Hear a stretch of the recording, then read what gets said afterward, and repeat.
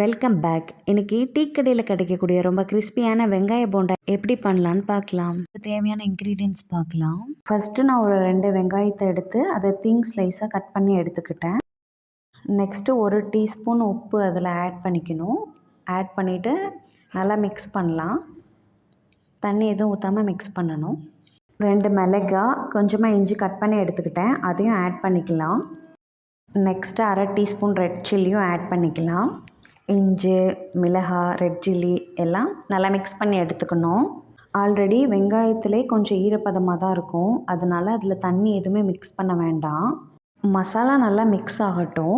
1 teaspoon அரிசி மாவு, 1 teaspoon கடலை மாவு, 1 டீஸ்பூன் மைதா, இது 3 ஆட் பண்ணி எடுத்துக்கலாம். இதில் தண்ணி சேர்க்கணுன்னு அவசியம் இல்லை, ஆல்ரெடி வெங்காயத்தில் இருந்து வர்ற தண்ணியே போதும். பேக்கிங் சோடா வேணும்னா போட்டுக்கலாம், வேண்டாட்டா விட்டுறலாம். பாருங்கள், போண்டா நல்லா வெளியே மொறு மொறுன்னு, உள்ளே நல்லா சாஃப்டாக ரொம்ப டேஸ்டியான டீ கடை போண்டா ரெடி. நெக்ஸ்ட் வீடியோவில் பார்க்கலாம். பாய்.